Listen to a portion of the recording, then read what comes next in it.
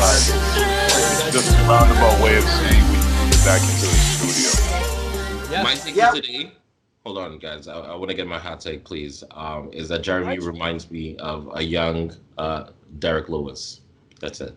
A young Derrick Lewis. Yes. Wow. Is that a racist comment? Just because? I don't know. I was asking myself the same thing last night, actually. I was wait. Derrick Lewis looks way too angry to be Jeremy. Derrick Lewis. Oh man, let him. He looks like he's 25% of the way to punching someone's face in at every moment. You know? I'm not angry looking.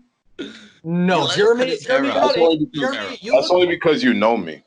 No, Jeremy, you look like you just popped a Xanax a couple hours ago and it's just beginning to kick in. So you look Derrick Lewis. So does Derrick Lewis. He's a really easygoing guy. Derrick Lewis always looks like a sleeping bear. Like it's kind of. I wouldn't say sleeping bear. I don't like these stereotypes that you're going wait because a black man is not excitable. Then all of a sudden he's sleepy. No, it's true. Wait, David, what the hell? I have never heard that stereotype in my. Are you just pulling stereotypes out of thin air? We could have been like, yeah. Derrick Lewis, he really likes to focus on his cardio, and he's like, what? Because black men in the UFC don't have good cardio? Is that what you're implying? No, I heard he likes seafood, which I also think is a stereotype about black men loving seafood. Hold on, who doesn't like seafood? But see, no, okay. For the record, we're recording, but okay. Guys, we're live. This here is the Leg Kick podcast. The Leg. I'm keeping all of that for the record. I'm keep it. Listen, guys, we got an all-star cast here today. Okay, a cast full of all-stars, starting from my right, Michael Asiffo, who can't stop grooming his beard. He acquired an acute case of lice the other day. Jeremy Asiffo is outside right now because he's trying not to acquire that lice that Mike got. It's very contagious. They're in the same house right now. It's been terrible. Jeremy's a mess. He hasn't slept all night. And then we've got David over here, our resident lice expert, who is going to advise Mike on how to kill his lice. And then we've got me, as Mike once referred to me as, MMA royalty, Stefan Dog of War Hosko. Oh my goodness, I did do that. Ah, damn! The white guilt of this one. You can't take it. No take backsies. Okay. Man. Well, all right. Jesus. Okay, so this is gonna be a short podcast because I gotta go. And well, good thing it was not the most stacked card in the world that happened on the weekend, but it was fun. But a lot of news. Guys, can you carry this in my absence for 5 seconds? Okay. I believe in you. See. Don't dive into news that's too big without me. Talk about how Drake played basketball with the Cleveland Browns or something. Hilarious. Man. So I guess let's get into that. Let's talk about the Raptors. Now that Stefano's not here, we can actually do the basketball podcast we've always wanted to do. So okay, so yeah, the Raptors beat Memphis today, but let's talk about what happened Friday as they embarrassed our souls. My soul was not able to rest that Friday. I cried myself. Let's get into the gory details. Yeah, they got murdered. At one point it was 82-111, but the garbage teams went in there, and as soon as the white flag was raised, the Raptors somehow got within 22 points. So the score ended up being the Boston Celtics 122 and your Toronto Raptors 100. But hey, they bounced back against Memphis, right? I just think that I wasn't watching the game more so out of anger than it was confusion, because it was like watching the Raptors play against the Raptors. Like the Celtics played like how the Raptors usually play. Like they kicked the ball low, they made their 3-pointers, they did everything. They D'd up. They D'd the Raptors up like how the Raptors usually D up teams. And you know what? We did get a lot of productivity from the rotational guys, the starting 7 or the 7 starting guys. But usually that's when the bench steps in and kind of reignites the offense or gets some buckets that the Raptors need. And I think this speaks to how the bench has been playing since they returned to the bubble. The bench did not show up at all. The bench didn't show up at all. I mean, Neither did the starting guys, but the bench didn't help the cause not one bit. Jason Tatum went to work. That floater he has, like a lot of people say the floater doesn't work in the NBA. See Jason Tatum. Who says the floater doesn't work in the NBA? Whoa. Did we get into the big news? What did we talk about? About the Raptors? Yeah, absolutely. Oh, we talked about the Raptors, thank God. Perfect No, timing, we're Mike. still talking about the Raptors. Sorry, we're not only talking about the Raptors, we're talking about whether the floater can exist in the because NBA. you know what? A lot of MMA podcast. A lot of people don't like the Balls game, like all three of them. And what they're saying with it is that the floater, the way they do it, that like leaning floater from like 10, 15 feet doesn't necessarily work in the NBA because guys are too athletic and they're going to get there. And when you get there, you're going to be off balance. But Jason Tatum does it to perfection. He kind of just he uses it as a way to like stutter the defenses so that he can get an easy shot off of a screen. But guys, don't close your tab. Don't close your tab. We will talk about the fights later on. Please, just put this on 1.5 times speed. What did I say? We'll get to fight news. Don't worry. Our fans like basketball. It's just somewhere in your childhood. I don't know. You got beat up by basketball players or something. You hate basketball now. I was dunked on early in my childhood and was never able to recover. No, I'm just saying for those of us, because I know some of you leg kick fans out there do like basketball. I know some of you don't. For those of you that don't, please stick around. Just 1.5 times speed, okay? But yeah, the Raptors got today. No, but this is also like a hole in the Raptors. The Raptors number 2 defense in the league. Like when there's 4 playmakers at one time, 4 or 5 playmakers at one time on the court, like that whole like swarming defense, like what they do against LA, what they do against teams like Giannis and the Bucks, like that doesn't really work against teams like the Celtics and the Clippers who have so many like playmakers at one time. Like they got productivity from every single one of their playmakers. And like this isn't a reason to like start to panic, but there are takeaways, and I still think a 7-game series will go 7 games either way. But what do you think about the Raptors' chance in the playoffs? Because the Celtics do have their number. Like it's 3-1 in the regular season series. What do you guys think? I just think that Brad Stevens knows how to coach them. Yeah, nice try, buddy. No, but Brad Stevens knows how to coach them. I think the Raptors are the most disrespected returning champions of all time. Okay, how about that? That's actually approved take. That take is being approved. Yeah. You know what? I actually don't mind that one. No, look, I think the Raptors are going to be fine. I just think Brad Stevens knows how to coach them. Like he knows how to coach against them. He knows how what they want to do. And Brad Stevens is probably the second smartest coach in the NBA, right behind Pop. I don't care what anyone says. I thought you were going to say Nick Nurse, but fine. No, like Nick Nurse I'm a believer. I'm in the church of Nick Nurse, but Brad Stevens, like he guided Butler to two, not one, but 2 NCAA tournament finals, March Madness finals. So that's crazy. Wow. Yeah, he's Jimmy Butler is crazy.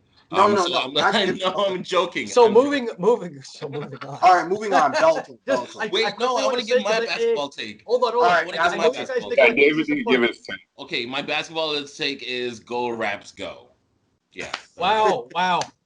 Brave. Thank you. Hashtag brave. Did you hear Victoria laughing in the back? Listen. Victoria is our studio audience. Pretty much. We can tell the strength. Victoria is our indicator of how well received our episode's going to be by the audience, frankly. Most of the time, not well. Okay, we're moving on. So okay. So hold on. Wait, real quick, Mike. Yes. We have a big announcement at the end of the podcast. Okay. Ooh. You guys you guys know what I'm talking about, right? Yes. So big announcement. Stay tuned. Okay. All right. Okay. Stay tuned. Big announcement. Wait. Quick pause, Mike. Should we do the fight announcements first, or should we do Bellator? I don't know. No, I just wanted to talk about Bellator, like just 2 points. I'm not even going to talk about the fights because I quite frankly don't care. You don't care about Michael Chandler knocking out Benson Henderson? No, I care about Michael Chandler knocking out Benson Henderson, but not because like it was like I'm not going to talk about the technique of it, but I'm going to talk about why that's important. So Michael Chandler knocked out Benson Henderson in the first round, and why that's important is because he's now a free agent, right? From what I've heard, though, Michael Chandler kind of plays this game very often of dipping his toes in free agency and suggesting that he might be the guy to beat Khabib, and then promptly signing again for Bellator so I'm dubious. I'd like to see him in the UFC. I think beating Benson Henderson at this advanced stage of his career isn't exactly the most exciting win. But and Pitbull did beat him before, so like it's Pitbull's no joke. I would like to see Michael Chandler in the UFC, but all I'm saying is don't hold your breath. Yeah, that's fair. So that was one talking point. The other talking point was now I don't laugh. But Valerie Laruda versus Tara Graf. Again, don't laugh. Let me explain why this was a talking point for me and why I kind of was interested. Now, Valerie Laruda, for those who don't know, it's been a running joke in the MMA community about her posting pics on Instagram. You know, she's like lots and lots of like scantily clad pictures. And a person who took exception was Tara Graf, right? Now, again, these two are like a 2-0 fighter against a 1-2 fighter. Whatever, right? And Valerie Laruda knocked out Tara Graf. Whoa, you know? So that's not where I'm going with this. But where I was going with this is that I found it very interesting the way they promoted this matchup. It wasn't your run-of-the-mills, I don't like her, she doesn't like me. It kind of bled into this weird, like, first-wave feminism versus second-wave feminism in a weird, cringy way. I don't know what to take away from it. I don't know how to feel about it, but I found it interesting. And I found that their promotion of it was interesting. And I'm wondering if if Bellator goes to this, will go to this well often with, let's say, Julia Budd or like, I don't know. Like, I don't know. And I think they have something here in terms of promotion. So I don't think so. Wait, so when you say first wave feminism, do you mean like one of them had an issue with like women's voting rights, or David? I think he means sex positive versus sex negative. How the modern waves of feminism tend to be much more sex positive. Yeah, look, because first wave was more sex like negative. Oh, okay. Look, and Jesus Christ, we're getting into like real academic shit. But like the point I'm trying to make is, please don't close the tab. Yeah, but the point I'm trying to make, it was interesting how they promoted it because Valerie Laruda was visibly like Giancarlo Lino of In the Zone and 5105 Sports sent me a lot of like because he has Bellator journalist rights and he asks questions regularly for Bellator, and he sent me a lot of these posts of Valerie Laruda being visibly upset that like people were on her back about taking Instagram pictures, and the way they promoted it was they took that and like kind of promoted it as her standing up for sex positive stuff, right? And I thought it was interesting. I don't know what to think of it. I don't know whether it's good, whether it's bad. But it seems like they're going to promote her as the champion of women's rights almost in a way. So it's kind of weird. Look, man, it's Bellator. I'll just say this: Bellator is their way they promote their fighters is pretty cringe in general. But as far as how individual fighters promote themselves, man, if you're a sex symbol, use it to your advantage.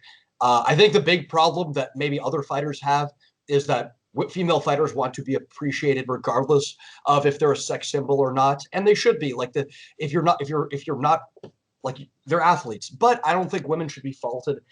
By the same token, if they are a sex symbol and use that to their advantage, like, if you've got it, flaunt it. But at the same time, I think fighters want to be respected. Scarface because of his acting ability? Come on. What's that? You think Michael B. Jordan is playing Scarface because of his acting ability? Michael B. Jordan's playing Scarface? Which Scarface? Tony Montana. Yo, he's playing Tony Montana? Out. Oh my God. No. Shouts out Michael B. Jordan, but no. Wait, hold on. What? Why not? You want to?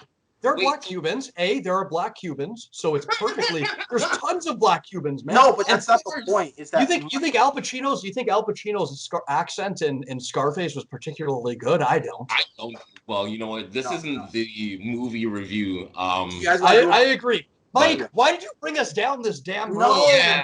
This is the most. It was just supposed to be a quick little. I don't know why. I just it's thought a 1 and 2 fighter. We're not going to talk about Michael Chandler, but we're talking about 1 and 2 fighters on the undercard of Bellator.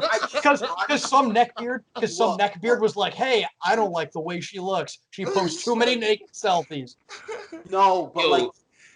I thought it was an interesting way to promote, because typically, you guys know, like, especially with the UFC, they can't promote jack. Anyway, Like, do you know who I think does a really good job of promoting their fighters?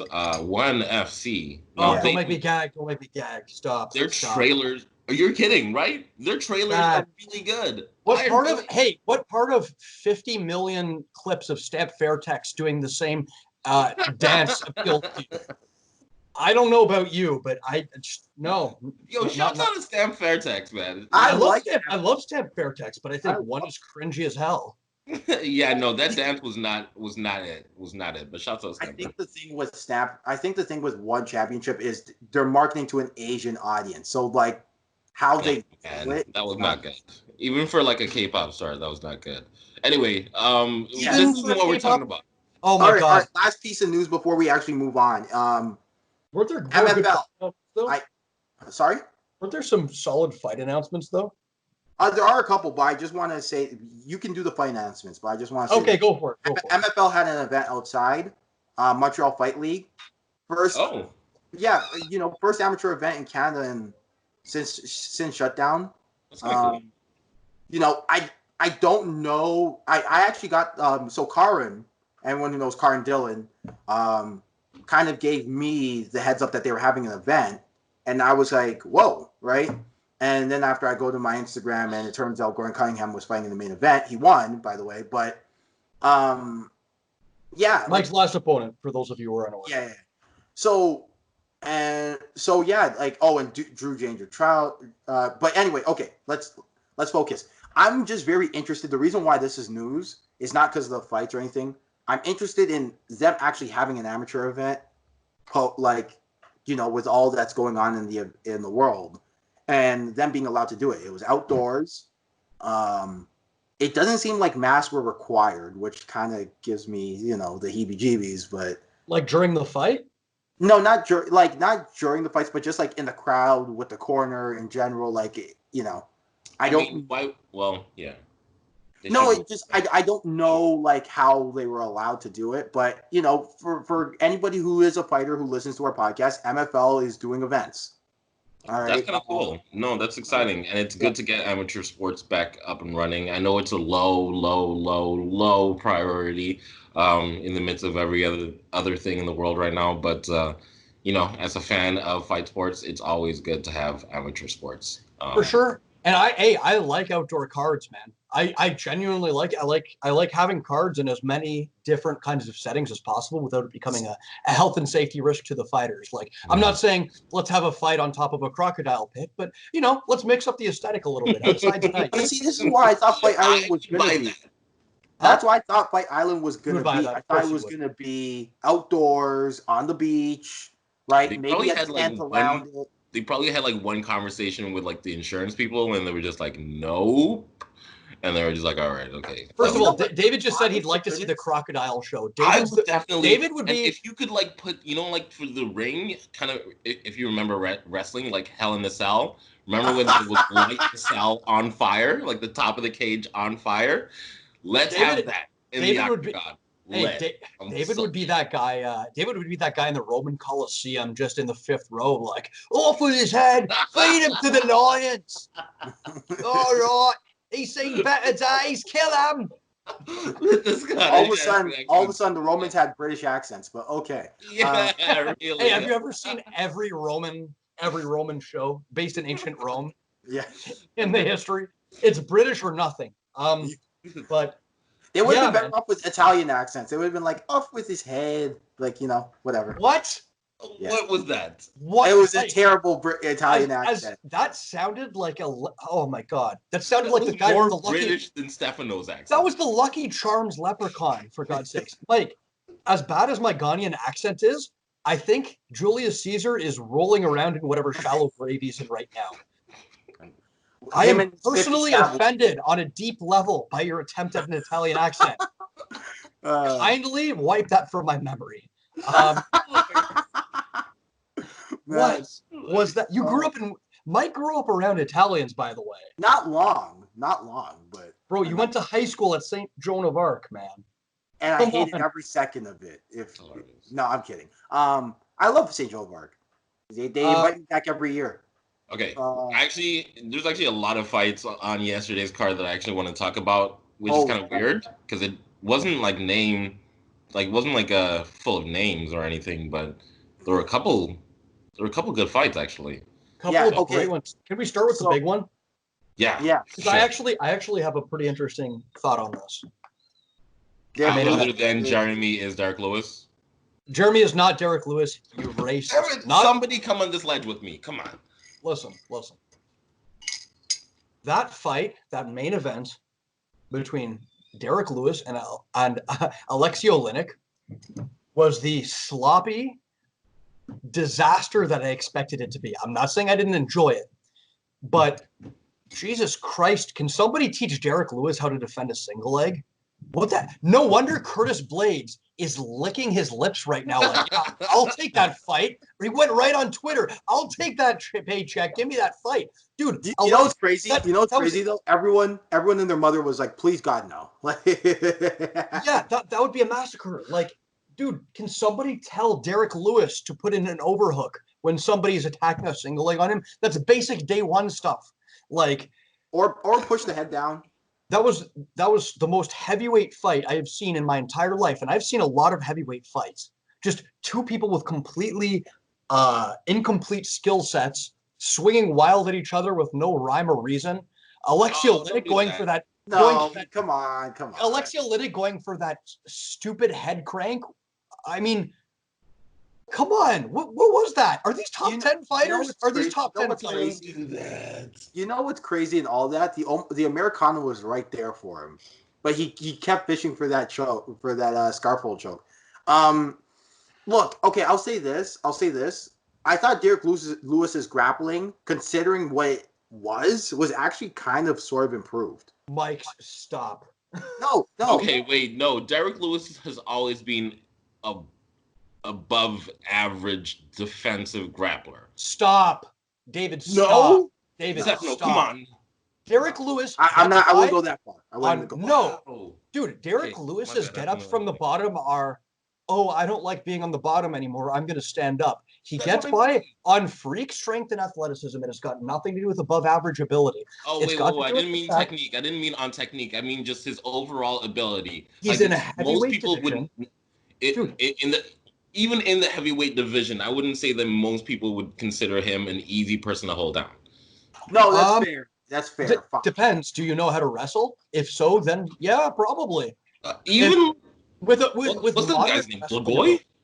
Blagoy Ivanov had trouble. Look, I think that from what he was, from a technical ability, he was defending that scarfold choke. He was defending, he got on top a couple times. He had a very good reversal on Alexei Oleinik, and Alexei Oleinik is a good grappler. He kind of showed Verdum a little one too. So this, an out of shape Verdum who came into that fight looking like he was completely out of sorts. That was no. I think at some point you have to give Derrick Lewis credit. You know what I'm saying? At some point. Sorry, man. I'll give credit where it's due. Derrick Lewis is a big banger. He clearly has a lot of power in his hands. The man cannot stick to a game plan. The man has refused time and time again. What was that? He clinched up with Alexei Oleinik in the first round.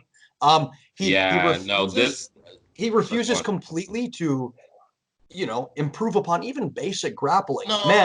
He is a man with tons of potential, but from his statements in the media and from his performances, the guy saying he doesn't watch MMA, he's not a fan of the sport. My dude, if you're gifted with this much athletic potential, watch the sport, improve, become a student of the game. But I'll say this: not everybody is a nerd of their craft, and I don't think. Well, I do think. While I do think being a nerd of your craft makes you better at your craft in the long run, I don't think that at the professional level that everybody needs to be a nerd in order to. I mean, look be at good Brendan at Shaw. Okay. It's hilarious. No, but even like basketball players who don't watch basketball, there's tons of soccer players who aren't even interested in soccer. So I don't want to make it seem like that necessarily is a bad thing. And you're right, he does have natural like strength. For me, the point for me that I want to agree with is that his game plan was crazy last night. Why would he jump into like he basically like ran straight at like Oleinik when he's supposed to like keep it standing. But you know what? He's bigger than Oleinik. It makes no sense. He There's an seems example that I'd actually like to point to, like Khabib versus Ali Quinta, right? Does anyone remember what happened third round on? Khabib proceeded to stand with Ali Quinta, right? And Javier Mendez is. Oh, did I lose you guys? No, we're here. No, we're still here. Was I Wait, the point I'm trying to make is Javier Mendez. Yeah. Javier Mendez is trying to get Khabib to grapple with Ali Quinta, and Khabib says no. But because it's Khabib, we let it go. But when it's Derrick Lewis doing against the game plan, now all of a sudden we're up in arms. You know what I'm saying? Well, here's the difference. Ali Quinta actually had some success stuffing Khabib's takedown in open ground, right? There's the difference. Derrick Lewis is so Khabib ran up, attempted, to take Ali Quinta down and ran up against some resistance in the center of the cage. Ali Quinta, with his long stance and he had some success denying Khabib the takedown. Derrick Lewis seems to not listen to anything his cornerman, Bob Perez, who's an excellent cornerman, says. Bob Perez is in the corner calling, stay at range, be conservative, begin every combination and end every combination with a jab. And what does he do? He runs out with a flying knee and swings a massive right hand. But the problem, this is my problem. Sometimes you can be overcoached. And I don't know. I feel like Derrick Lewis is just one of those athletes who works better when he's kind of working on instinct. And I don't think I do agree, just why would you clinch and grapple with Oleinik? That's not your game. He almost got you in the first round. Why are you running into him again in the second round? Yeah, he definitely makes Wall Harris got him with the exact same combo, by the way. When Wall Harris got Alexei Oleinik with the same flying knee right hand combo. When they fought. Yeah. I remember that. So, yeah. Oleinik, though. Oleinik has a lot of fights. No, but my point is that maybe Derrick Lewis is noticing something. He also threw a head kick in the first round. Derrick Lewis is known for that left head kick, though. Huh? Derrick Lewis always throws up that left head kick. Yeah, and he always recently fights he's been throwing up that flying knee as well. Yeah, that's it's gotten a weird scissor kick that he likes to go to. Look, I'm just saying, I get it. Derrick Lewis's mannerisms. You look at him, and let's be honest. We look at him, and he's a bit of a buffoon sometimes, right? No, don't say that. I'm a fan of Derrick Lewis. I like Derrick Lewis, but the way he presents himself like a guy who gives no, no what, Mike? Yeah, I know. I'm not gonna go. No fries. No applesauce for those fries. We go back. We can't swear. So I understand completely. And Derrick Lewis as a person, right outside of his professional life, is a great guy. He's a guy who, by all accounts, when there was that hurricane in Texas, he personally drove his truck in and was rescuing people from the flood, right? Rescuing families. So a gentleman by all accounts, right? A great human being. Yeah. As a fighter, I think I'm no longer interested in, I'm not really excited for a Derrick Lewis fight anymore. And the reason being is he's not going to progress. We've largely seen his ceiling, I think. He's not going to improve anymore. What we're going to see is someone who's going to swing wild for the first couple rounds, gas out in the last few. No. And if he can, what do you mean no? Stefano, this is where I disagree with you, because that is the one thing that I don't want to say, he has a ceiling on his skill, because I don't know. Who knows? But in terms of, where his career can go, I think if he if I listen to what he's saying and he works on his cardio, then I do think then there's another level that perhaps he could get to. If he can stop gassing out, keep that explosiveness, keep that power. He's like 6'3", cuts weight. Like, man, like if he can get to a healthy weight where he's able to last Like Derrick 5 Lewis at rounds 240. easier. Derrick Lewis at 240. Doesn't excite me. Doesn't excite me. But my point is, and he's working on it too. It's not like he's not working on it. Yeah. But Here's the thing. My Hey, point go on, was Mike. Sorry. trying to explain. Oh, sorry. What? No, I said go. I interrupted you. No, sorry. My point that I was trying to make was that, like, I know the way he presents himself as a guy who doesn't care and isn't working and doesn't really adjust the game plans as it is and nosing stuff. But maybe there's something to the madness, and you know, we kind of have to sometimes give credit where credit is due. Yeah. Like he moved around well on the ground with Alexei Oleinik. Now, yeah, he got caught. How? Did you see? He didn't move around well, man. He didn't move around well.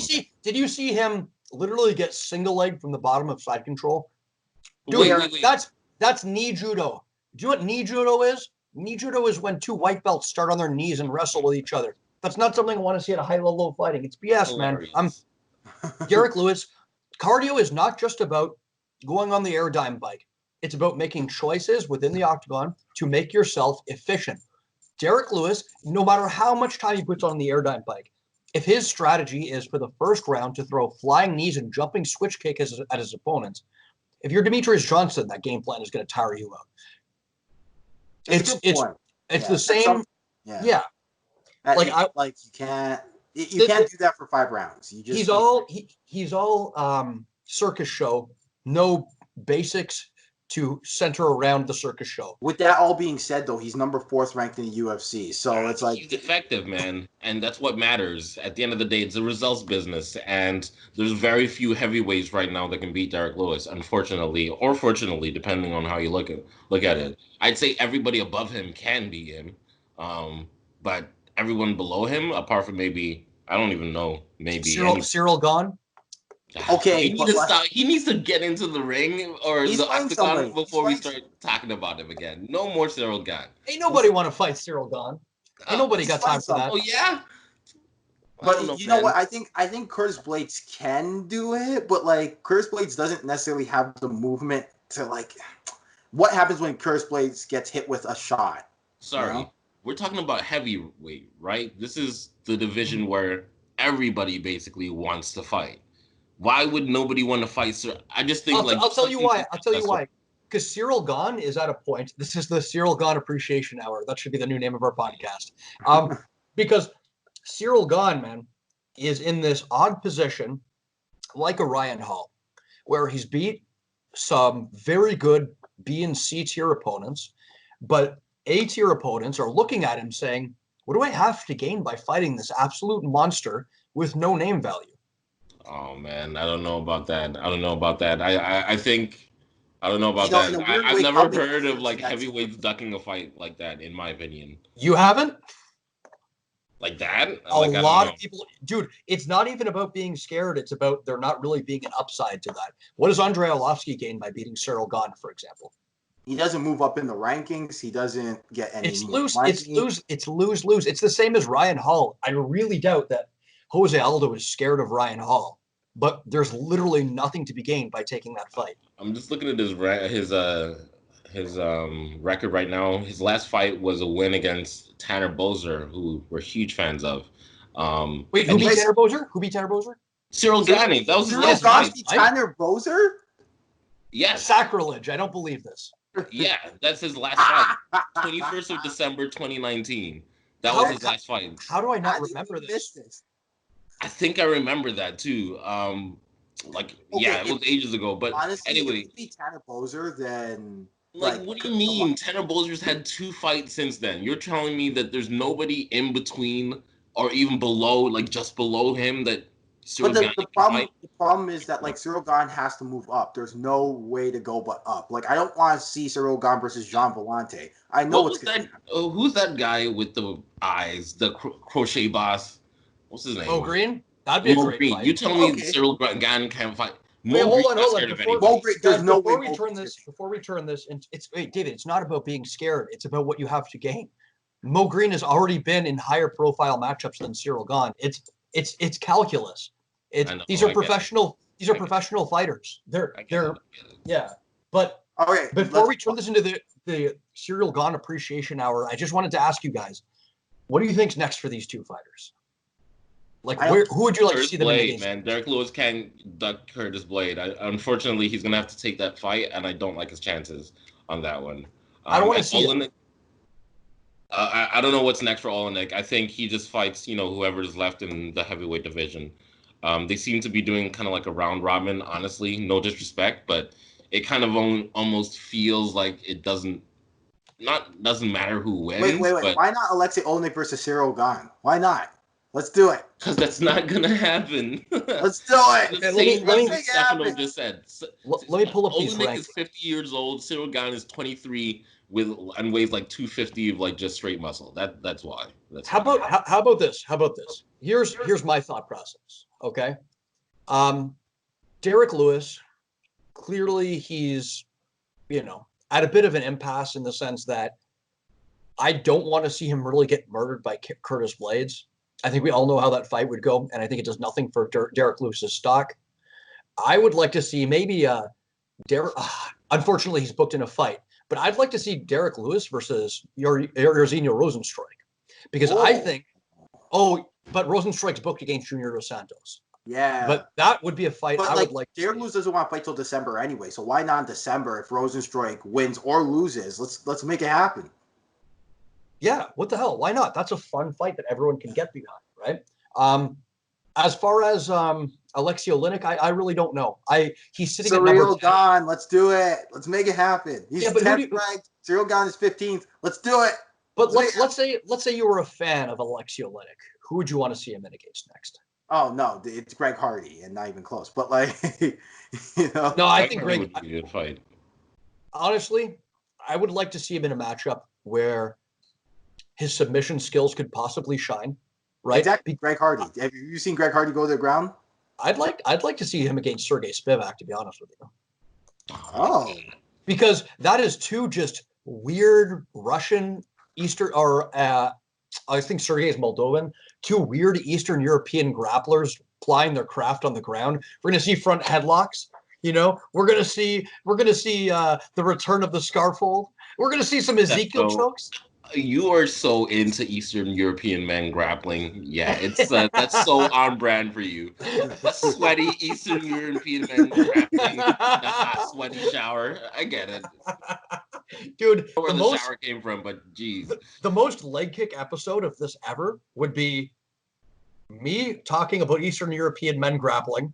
Then we wax lyrical about Cyril Gane.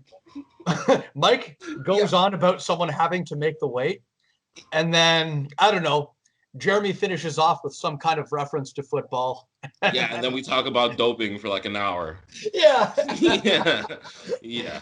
As long as we're self-aware, guys. Let's move on because we spent like a good bit on this fight.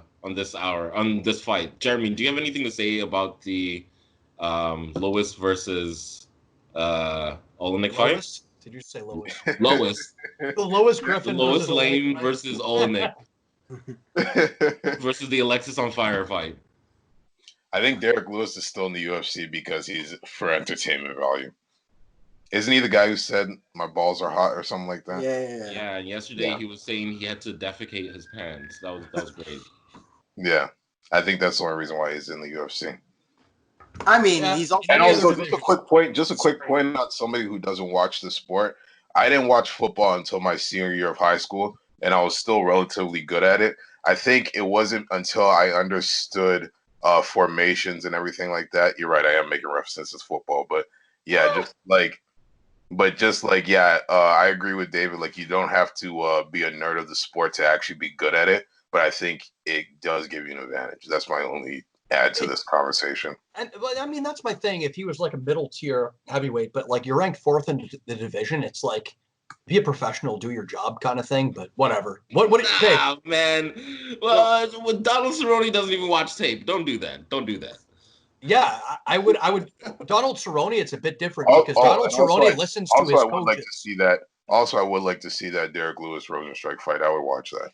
for sure. Yeah, that would be a good fight. UFC, if you're listening, UFC matchmakers. Call him up. Call him up. Give this man a job. Give me a You know, I'm not going to talk anymore about it. Yeah, no, let's move on to the next fight. It's got like two. Honestly, we're only going to talk about one more fight, and then we're going to talk about. Well, no, we have to mention. We have to mention the guy who Gavin Tucker.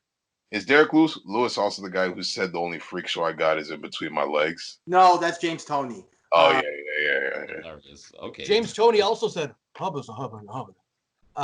Okay, so but no, seriously, I got to leave for 6 o'clock. So let's. We do need to talk about Gavin Tucker as well. Michael, that's not happening. We started at 5. Do that. Listen to me. Chris Weidman versus Omari Akhmedov. Okay, I would think personally, this is one example of a fight that was impacted by the pandemic. Both fighters gassing out in the second round. You know, the commentators can say all they want about it being a grueling wrestling pace, which it is, right? But I really don't feel like we saw the best of either of these fighters. Mind you, it's good to see Chris Weidman back in the win column. And I really missed his style of grappling, which I think is personally fairly unique in MMA, where he's a high-level wrestler who also applies a high-level jiu-jitsu type grappling game instead of, you know, putting in the leg ride and working for punches up against the fence. He's hunting for mount. He's hunting for chokes from the back, right? Mount is a lost art in MMA grappling. I say it all the time. I love to see that Weidman mount in the third round. Lacing elbows, working for the arm triangle. What do you guys think? Just quickly, because I don't have a lot of thoughts on this fight. I personally never really saw Weidman at the peak of his careers and peak of his career. So it's interesting to see, you know, a live version of the videos I've watched in the past. What I would say is obviously he has that elite wrestling. What surprised me was how fluid his stand-up was, specifically his teeps are like really fluid, like they're really, really good. He's been working with Wonder Boy, so like you know he's probably he came out with that weird like hop step for a little bit, but like I think Paul Felder said something like, there's a reason why only Wonder Boy can get away with it, because he's just not as fast as Wonder Boy. And I think, like, you know, he won the first round. Second round was a little bit closer, and then that third round was pretty dominant in terms of, like, his wrestling. And I agree with him. He looked kind of gassed after the second, but it's during the pandemic, so there's really nothing to be surprised about. Exactly. Like, Weidman's someone known to come in championship form, fought a hard round again, 5 hard rounds against Lyoto Machida, right, in a grueling fight. Yeah, man, good to see Chris Weidman back in the W column. But I just want him to win. Honestly, I just really want him to win. Like, I felt bad. He was in the wilderness for a while, and a lot of those fights he was winning up until he lost. You know, so it was nice to just see him win something. Come to think of it, you're right. I think was he a holder? Was he a champion holder? Jeremy, he was the man who beat Anderson Silva twice. No, I know that. Oh yeah, he did win a championship. Okay. Not only did he win the title, I think he had 3 or 4 title defenses up until he ran into Luke Rockhold. So there was the first Anderson Silva fight with that nasty left hook. Then he broke Anderson Silva's leg by checking the kick. Well, Anderson Silva broke his own leg. Because he didn't really check it. He checked the kick. You gotta put your leg up to check it first, man. Like, tomato. Did he? He checked it. Yeah, he checked the kick. He checked the kick. And that's what you want. And then he had the Vitor Belfort fight, where Vitor was still kind of at the tail end of not TRT Vitor, but still scary Vitor Belfort. And then Lyoto Machida, and then he lost to Luke Rockhold. And Mike, you're right. Every fight he's lost in, he was winning until he wasn't.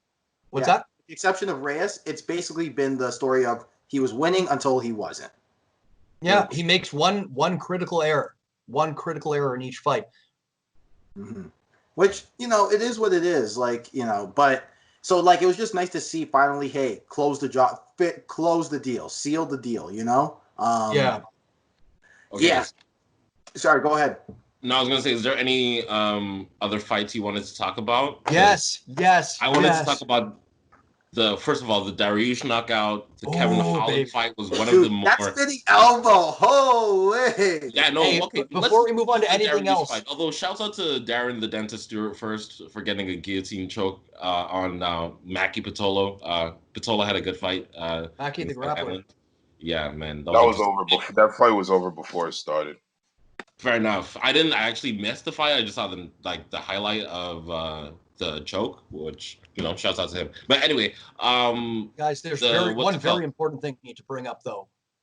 What? The Canadian fighter on the card. Yes, we will get to him. Dariush. I know. Sorry, Michael. Dariush isn't Canadian. No. I mean, let's talk about the Dariush fight because that's okay. Go on. My mistake. Was ridiculous. First of all, Dariush with 2 knockouts in a row, which is pretty ridiculous. I'm pretty sure he looks like a Brazilian Jiu-Jitsu guy. No disrespect. World champion. Black belt world champion. Let me just say, first of all, the knee and then the 1-2 that started that press. Beautiful. He was piecing him up, man. He was piecing him up. And then he's piecing him up with another 1-2, and Holtzman, is on spaghetti legs. And then to have the presence of mind to throw the spinning, they're calling it a spinning back fist. No, it was a spinning elbow. Let's get it straight. He meant to elbow, or he meant to back fist, and it was more like forearm. I thought it connected with the forearm. Let's call it a spinning forearm. Yeah, sure. That just doesn't have the same ring. Michael, I expect you to be teaching that in your Muay Thai classes from now on. Spinning forearms. That's never, because everyone's gonna fall over. They think they're gonna be Beneil Dariush, but they're really gonna be Chael Sonnen versus Anderson Silva. Hey, I just want to say Beneil Dariush, 4-fight win streak, and I think 4-fight finishing streak. Wow. Man, how deep is lightweight? In some divisions, that'd be enough to get you a title shot. The problem he's not even in the conversation. That's how deep lightweight is. He's 14th. He's ranked 14th. 14th. Oh, he's gonna get bumped up for sure. Or is that the most recent?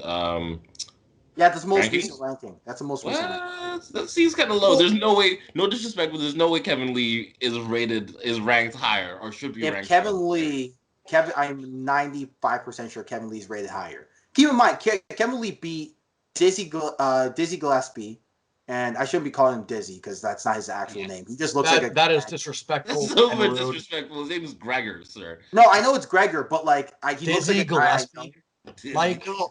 There's a guy I know who looks like him, who looks like Gregor Gillespie, and his name is Dizzy. So I just always guys here at the Leg Kick Podcast, we don't advocate for bashing the good name of UFC fighters. No. Gregor Gillespie, if you're listening, we would love to have you on the show. Mike, I love Gregor Gillespie. I honestly thought Gregor Gillespie was 2 fights away from a title shot. So he was close. So, I love. Yeah. But yeah, what I'm saying, everyone likes to make fun of Kevin Lee, but Kevin Lee can fight. Okay, so Kevin Lee's up there. Too bad. But better than Dariush though, now. I don't know. Dariush is on form, man, and I think Stefano is right. I think Stefano is right that in a lot of divisions that would be enough to get you a title shot. At least top 10. Come on. This is meant a break. Who does he have to beat? Can we name the top 10? Oh my goodness, we don't have time for this. But can we name the top 10? Can we name the top 10? And you tell me if Beneil Dariush is better than some of the guys in the top 10. But by the way, very, very quick before you name the top 10, I just want to say, credit to Rafael Cordeiro, man, because he has a history of taking very good grapplers and turning them into extremely competent strikers. From Dariush to King's MMA, man. Kelvin Gastelum, man. Rafael Cordeiro knows how to take elite grapplers and turn them into aggressive, entertaining strikers. And you know what? Henry Hoof at Sanford MMA is also doing yeoman's work there too as well. Those two guys, if you're going to King's MMA, it's Florida. King's MMA is not in Florida. No, but I'm just saying, Florida right now has a great system. Where they have Sanford MMA, and then down at Coconut Creek they got ATT, and they also have a Fort Lauderdale location with ATT as well. But anyway, my whole point is that okay, so I have the top 10 up here. Right here, the Typology one says that Beneil Dariush is 10th right now. Above him we have Al Iaquinta, Diego Ferreira, Paul Felder, Charles Oliveira, Dan Hooker, Tony Ferguson, Dustin, Justin, and Khabib. That actually is kind of competent. Although I'd say Kevin Lee is better than Beneil, and so he should be number 11. Yeah, well, it's not about better. Makachev, which is pretty crazy. Yeah, come on. And now that's 12. It's not about better. It's not about better. It's or worse. Rankings are about who's next in line for the title. And Kevin Lee, off of a couple of losses. Fight the Cowboy, who's by the way like 7th ranked on that ranking, and all of a sudden he's number 13. Get out of here! Like, hold on, Kevin Lee is in his last 4 fights is 1-3. Yeah. So let's against players though, don't do that because he's finding like top of the food, like top of the chain guy. You're mistaking my what I'm getting at. I'm not saying Kevin Lee's not a killer. I'm not saying he's not one of the top fighters in the division or that he can't be a champion one day, because I firmly believe all of that. But, strength of competition is one thing, but let's call a spade a spade. At light weight, if you want to be ranked within the top 10, top 5, the record has to reflect that. And speaking of which, in his last 6, he's 2-4, right? No, I feel that. But also, Beneil Dariush hasn't fought a ranked opponent.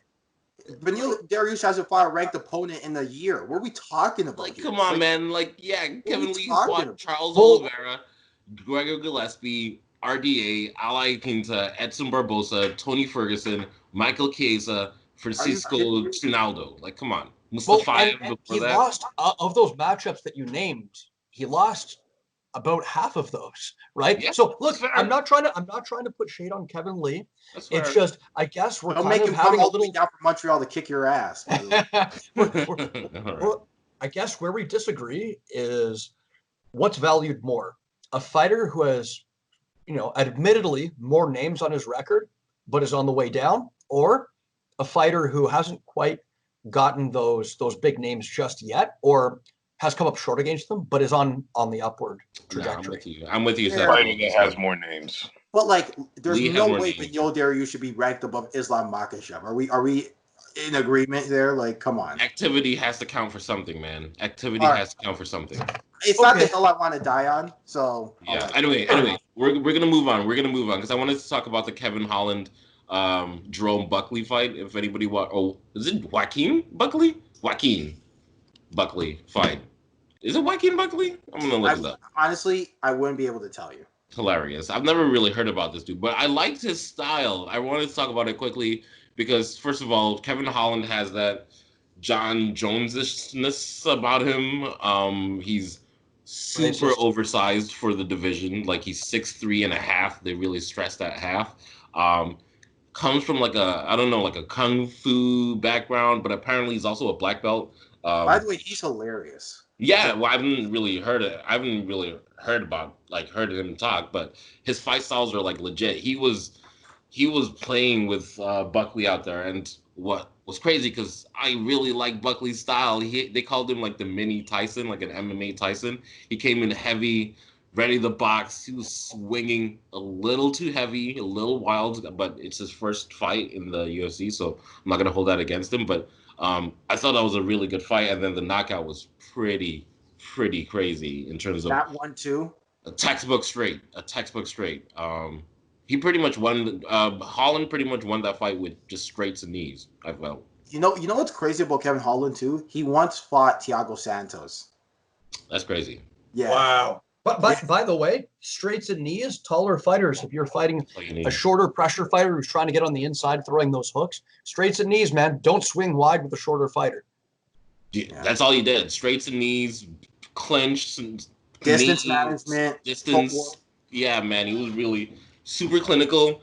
I was kind of hoping the other guy would win. I'm not gonna lie, just because it looked almost so professional that I was like, okay, let's see the wild card to get like a leg up here and like make it interesting. And I think Buckley did okay for the first few minutes of the first round. But yeah, no, I thought it was a interesting fight from a stylistic standpoint, personally. So just wanted to give you a little bit of shine to that. I like Kevin Holland. I like him a lot, man. But yeah. He almost fought last week as well. He's the guy who his opponent passed out. Before the fight, and then called out what's his name, Ginger fellow. Oh, man, I can't remember his name. But yeah, Ed Sherman. Oh my goodness. Not Ed Sherman. Not Ed Herman. I think it was Smiling Sam Alvey. Oh yeah. Oh yeah. Yeah. Respect, man. I also like the fight underneath that. Or did you guys have any thoughts about that though? All right. To be honest, I might have missed that one. Which fight are we talking about here? The Hack Paras versus Alex. Oh, you know what they call Hack Paras? They call him Halal Kelvin Gastelum. I was gonna say Baby Gastelum. He looks like Kelvin Gastelum. He really, really looks like Kelvin Gastelum, and his hands are like Kelvin Gastelum. He's super, super nice. Like he's gonna be a problem for a lot of people because he's built like a brick house, and But he you know can what's box, weird? man. Every time he reaches like a tough test, he kind of fails. Fair. I don't know what it is, like, but I don't know if it's a planning thing. I don't know if it's nerves, but every time he gets a tough test in front of him where it's like, okay, this is gonna be the one. This is gonna be the one. He just never comes to fruition for him. So And he looked really impressive out there. He was like one of the more exciting fighters. And I know he went unanimous decision last night, so he didn't like knock out anybody or anything like that. But he looked really good, and he was piecing his opponent up. Man, he was really good. I missed this one if I'm completely honest. But That's totally fine. It's totally fine. you know what I will say though, like in terms of MMA, I know we kind of like talked about this, but you know the level of boxing we're now starting to see in some of these MMA fighters is like Better. oh Not my goodness. great. But It's not great, better. but like we're reaching a critical mass where the technical aspects of each martial art into MMA is getting like really solid. It's no longer bare bones versions of each of it. You're seeing like guys do some impressive stuff and adjusting it for MMA purposes. Like, Are you referring to boxing defense or the actual throwing of punches? both. like both. The overall, It's like it's a mixed martial arts version of boxing. Like the footwork, you have to consider the footwork is like has to like remain defensive to like kicks and stuff. So yeah, like an MMA version of it, which doesn't discredit it at all. But I'm saying like it's not really like boxing per se, but it's like a MMA tailored version of it. no, Jeremy's right. Like the range at which you throw punches is different. But and I completely agree with everything you just said.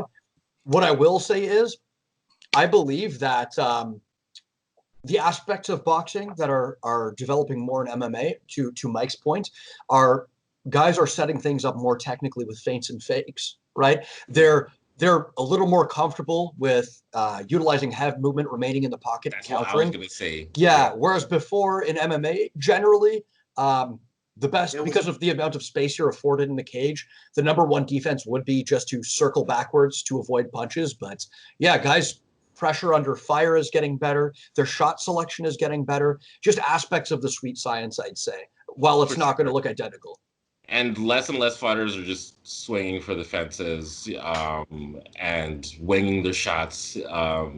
Just more and more fighters who are, as you said, picking their shots a lot better. You have people like, I can't remember his name. But you know what? I think you know what they talk about. Oh yeah, hold on, quick pause. I remember people like I can't remember his name. Randy Brown is who I was gonna say using his jab. And you know I'm planning on you. You know I love you. Jab.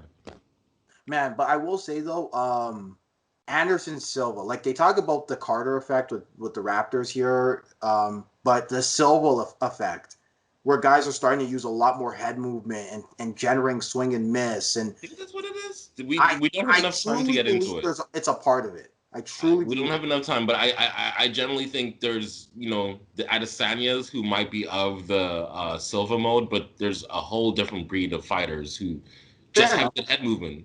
Oh, I agree, but I think Mike's point was more Anderson Silva, because of the advancements in his game and because of the things he brought into MMA that you didn't see at the time, forced an adaptation amongst fighters, amongst the next generation that was coming up to beat him, right? Forced them to rise to that level of technical proficiency. And while I'm not saying that necessarily the new fighters are in the level of Anderson Silva, Israel Adesanya, accepted or as the exception, I do think he forced an adaptation amongst younger fighters. And that actually reminds me, in terms of like talking about great stand-up, one dude who fought on the card, and we'll talk about Gavin Tucker. Don't worry, Stefano. Gavin Tucker, go on. Yusuf Zalal. I don't know if anybody saw his like spinning back kick knockdown. I did not. Pete Barrett. I don't know who Pete Barrett is, but he looked okay. But Oh yeah. That's been from Morocco. Yeah. He Man, conditioned to hit him downstairs, and then third round up top in the face, textbook Taekwondo. It was actually beautiful, and it once again speaks to how good some of the he looks like a seasoned stand-up striker. You know what I mean? Like a seasoned fighter, who just always and he's 24 years old. That's another thing that's crazy. He's 24. He's like Moroccan, and he was beating the crap out of Pete Barrett. But yeah, it just once again shows how good the stand-up is, to everyone's point. But yeah, now Gavin Tucker, go. Oh my God! Wow. Okay, I'm not just a fan of this man because he's Canadian, but can we talk about switch hitting as an art, which is also dead in MMA right now? I thought after TJ Dillashaw and Demetrius Johnson and Dominic Cruz, we would see just this explosion of switch hitting in MMA. But you know what? It doesn't happen anymore. Because it's hard. It's hard. Gavin Tucker, man, this guy is a problem. Beautiful use of straight punch. He'll throw a straight punch, switch stances, and then there's a hook coming on the opposite side. Everything is a misdirection, right? If you think he's throwing a straight, he's actually throwing a high kick. If you think he's about to come around the side, he's throwing an uppercut. Everything is well thought out. Everything is educated. This man's back is allergic to the cage. Name me one time where he got pressed up against the cage in that fight. It doesn't happen. It doesn't happen. Guys, this is what you need to do. Young fighters coming up, focus on basics at an advanced level. And then your fancy switch hitting, right, and your misdirections will pay dividends. But you need to focus on proper footwork, control the center of the cage. And this was a good example of someone who could control the center of the cage while moving backwards. 2 steps back and circle, right? Your opponent's following you. And obviously he got caught by that uppercut in the first round by Justin James, who is an absolute savage, came on short notice a couple weeks ago. And who was it that he beat? Oh, I can't remember, but it was someone. I know what you're talking about. It was a highly ranked opponent. And man, clearly this guy is dangerous at all times. Clearly he has a good eye for an opening, because that uppercut came straight from hell. But yeah, and Gavin Tucker getting it done in the third round with a rear naked choke. Justin James beat Frank Camacho. Frank Camacho, yeah. So a difficult fight, being that Justin James, even though he came out on short notice beating Frank Camacho, he's someone who we really don't know that much about, but clearly dangerous, clearly has a good eye for a counter, clearly a good pressure fighter. But man, Gavin Tucker just able to deflect that pressure and punish Justin James, eventually getting him backing up and punish him for every single mistake he made. Well, okay. All right, and he's from Newfoundland, so yeah. Oh wait, hold on. Before we get into some fight announcements, and I know you want to talk about them stuff. No, Jeremy, do you have a rant? Because we didn't do it last week, and I'll be damned if we don't do it this week. If you don't, I have one. Absolutely, I do. What's your rant? Your take? My take is that eating meat is overrated. Hey, yo, mute Jeremy's mic for a second. Let's move on with the pod, man.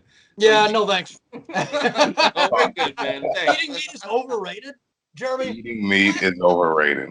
Guys, I just want to say that militant vegans have infiltrated the podcast. They've got Jeremy. We're taking extra precautions to make sure that Mike and David and I don't get brainwashed. Yeah. All right. Let me just give you a quick reason why. I thought this guy was going to be like, if you're not in the weight room, literally maxing out and tearing your muscles apart, and the goal is not to repair those muscles, there is no reason to eat there's no reason to eat a cow or a chicken or a pig or anything like that. Those animals, except for a pig, which is basically a dirty human being, why are you comparing an animal to grass? Like they eat things like that. So you're basically just skipping a step and going straight to those energy filled filled nutrients. So What am I hearing? Yo, man, Jeremy, have you been reading QAnon? Be honest. I read nutrition literature. Okay, Oh, with man. that, Yo, with that being said, I think I've lost several IQ points after hearing that. yeah, man. Um, You've been reading one of those right-wing websites, haven't you, Jeremy? Jeremy, thank you for that. No, I'm gonna go read a book Oh, after this so that I can And try rant and number reclaim some of two. those IQ And rant points. number two. hold on. He's got Rant another. number two. Rant number two. Did you guys know? Did you guys realize? Like, I just found out how thick Kylie Jenner is. All right, no. Yeah. Are we that kind of podcast? She's thicker than a No, Snicker. we're moving Like, on. We're moving on. We're All right, moving fine, on, whatever. Jeremy. You want me to say my rant now, or should I just no? Okay. I was gonna go talk about foot stomps, but Wow, that's funny. Jeremy, thank you for that. No I worries. don't know what I just That's heard. so condescending. Okay. Please. I don't know what I just heard, but thank you. So what now? Big announcements, fight announcements. What are we doing? All right. Get to fight announcements, big announcement, and then wrap up. Let's pull these up. All right. Because I think there was a couple of very girthy fight announcements that I forgot to requisition our fans for the mandatory fight. Before anything, I kind of want to stress the Leafs, Maple Leafs, actually, they had a comeback. I forgot to mention this, but they had a comeback on Friday. They were down 3-0 with 3 minutes left, ended up winning the game 4-3 in overtime. Go Leafs, go. Yeah, they're playing again, tomorrow, today, I believe, or tomorrow. I can't remember. The elimination game, right? Yeah, today's the elimination game. Or I whenever. know there is a segment of the Leg Kick fans who watch hockey. If you do, and you're a Leafs fan, support. If you're not a Leafs fan, support anyway and laugh at them when they lose or if they lose. But yeah, look, the Raptors won last year. I want to see all the Toronto teams do well, whether I watch it or don't watch it. Oh, A Leafs parade would be crazy. Yeah, and you know what? I used to be a huge hockey fan up until I did MMA. So, yeah. So, gentlemen, here's the here are the fight announcements. There are a couple big ones. I think we probably forgot to mention them, or that they were such a big deal because they took place at the beginning of the week. But I'll start from the top. Zabit versus Yair fell out due to an ankle injury. Yeah, I know we were all looking forward to that one. But I have the feeling we'll get it in the future. Just guys, Zabit, Yair, if you're listening, hold off. Please don't accept any fights. Don't change your positions in the rankings. Do not pass go. Do not collect $200. Please wait it out. We want to see you fight. We want fireworks. Thank you very much. Number 2 would be Corey Anderson signing with Bellator MMA. Oh, yeah. This is big. So, yeah, big move for Bellator. To be honest, Corey Anderson, I'm not the biggest Corey Anderson fan. Not because I don't think he's a good person or anything. I just don't find his style particularly compelling. But let's see what he can do in Bellator's light heavyweight division. Bader versus Anderson for Bellator They heavyweight announced championship. Bader versus Nemkov. Yeah, we'll see.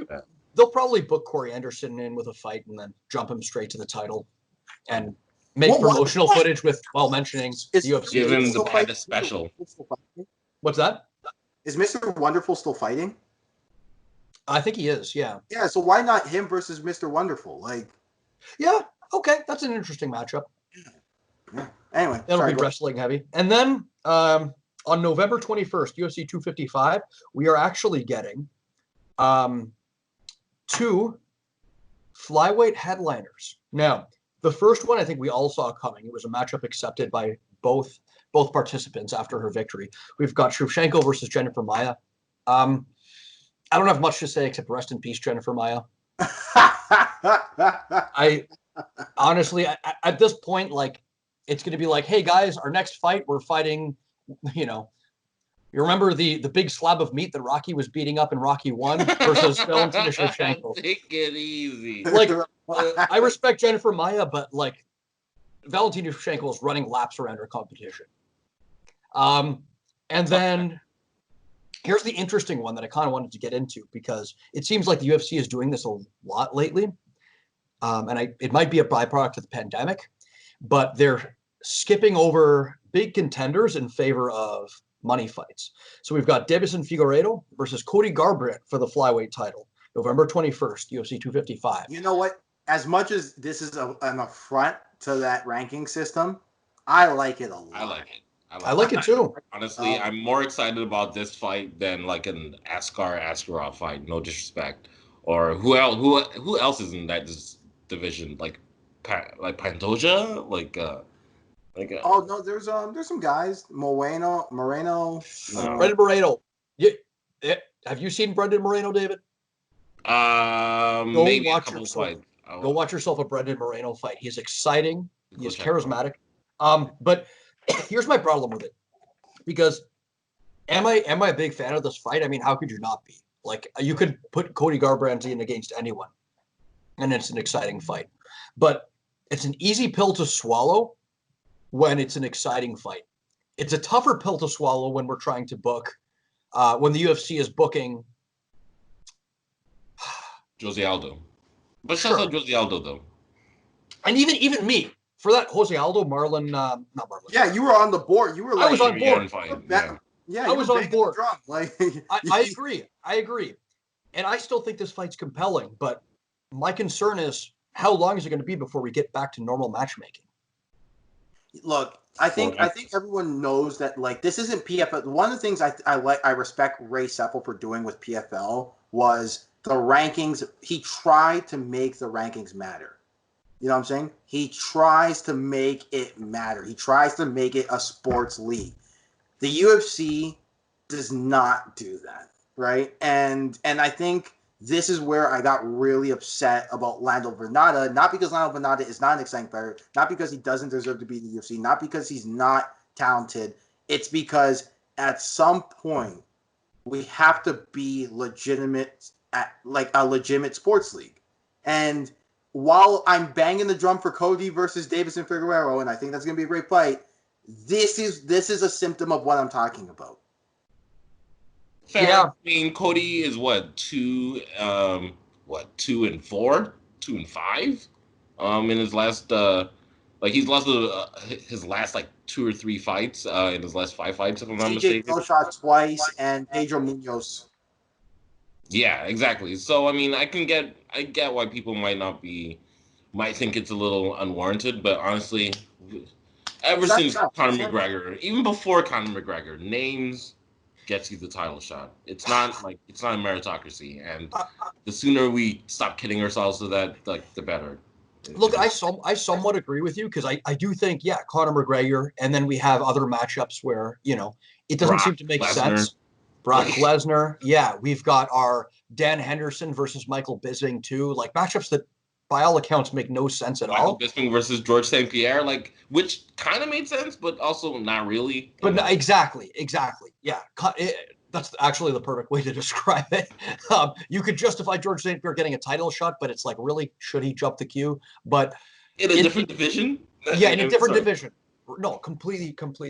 My and point. In fairness, it worked out though. It worked out, but for who? Who did it work out for? GSP, because he won the title. Yeah, and then dropped it, and then they had spent a year without a champion. He had colitis. Come on. But colitis. But it seems like to me, this phenomenon has been accelerated in recent times, and I'll tell you why. Or I'll tell you what I'm thinking. First of all, we have the title fights that have taken place. Obviously, we have Deiveson Figueiredo versus Benavidez, which they booked twice. The second one didn't need to happen. We've got our Dominic Cruz-Henry Cejudo fight. Didn't need to happen. We've got Jose Aldo versus Peter Yan. Didn't need to happen. So I can think of examples of this throughout history. I can't think of so many of them taking place in such a short amount of time. And it's obviously as a result of the pandemic. I just don't want to see this become normalized as every title shot is a popular person jumping the contendership queue. Fair enough. Fair take. But I think, unfortunately, we've passed that point already. So we've crossed the line. Fighters. Cat's out of the bag. Yeah. Okay, so we have a big announcement. I know Mike has going to be. Mike's got a big announcement. We've got a big announcement. Are we gonna? Okay. Well, listen, this is something that's near and dear to your heart. So go ahead.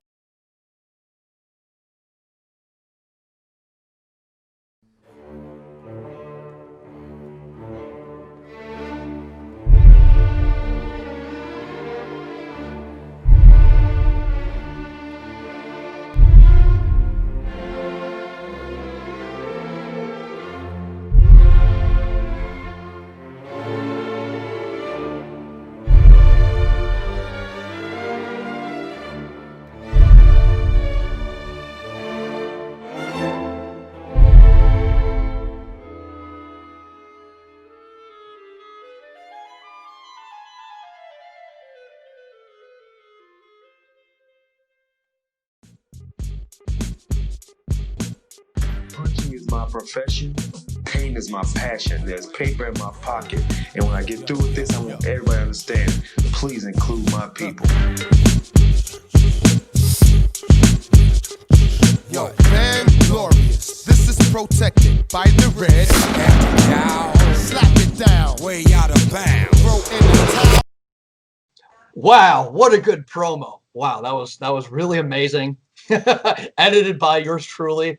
Guys, Shoney Carter, former UFC superstar, inventor of the spinning back fist, and all-around PIMP, man with over 300 fights, a man who wrestled Agbaire, has come on the Leg Kick podcast. And he sat down with us and had a pretty interesting conversation. So tune in. We'll be releasing it next week. Our exclusive interview with Shoney Mr. International Carter, talking about how he's doing, talking about stories from the old times. We had a lot of fun. It went off the wall in a few places, but I know we thoroughly enjoyed it, and we hope that you enjoy it as well. All right. Hey. Okay, so you got shouts that out to Shoney. Yeah. But yeah. I don't know what you heard about Shoney, but you just can't get a dollar out of Shoney. Okay, and with that, let's see. I'd say Stefano surrendered children, but last week you were ass at it, and was I? You were trash, and the week before you were trash. So hold on. Give me my shot. Let me redeem myself. Give me another shot. Put me in, coach. Put me in, coach. You subbed in. There we go. Go ahead. Okay. Subscribe. Please. No, here on the Leg Kick podcast, we are simping. We are simping for likes. We're simping for views. We're simping for your subscriptions. So please hit that button. Like, subscribe, turn on notifications. Do what you got to do. Tell your friends, tell your mother. And if your mother says, son, I don't like MMA, I've never liked MMA, you punch her in the face. You punch her in the face and you say, Mom, if you don't listen to the Leg Kick podcast, I'm moving out. And then she'll say, I don't care if you move out. Okay. You're 44 years old. Get a job. Support yourself for God's sakes. And yeah, that's honestly, that's all I got. Wow, that went off the rails. Sim boys for life. I like that. We're simping for your love. Man. Simping for your likes, not even love. We're a couple of chimpanzees over here. Oh wow. Okay. All right, guys. I'm like 20 minutes late. Come on. What? Enough jokes. Have the jokes. Come on, that was funny. Okay, Mike. I know, but it was at the same time. I got late. All right. No, Mike. that was funny, Michael. Leave that in. Mike, to play us out. Yes. In fact, Stefano, give us 5 minutes. Give us 10 more minutes on chimpanzee. All right. It is crazy mixed up world where everything is going to garbage and doo doo. We got we got life. Where chimpanzees are running wild in the streets, tearing your face off if you don't like, subscribe, and comment for the Leg Kick podcast.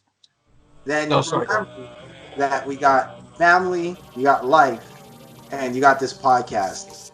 All right, later. Bye. All right, go Raps, go. Go Raps, go. All right. Go Raps, go. Go Leafs, go. Celtics.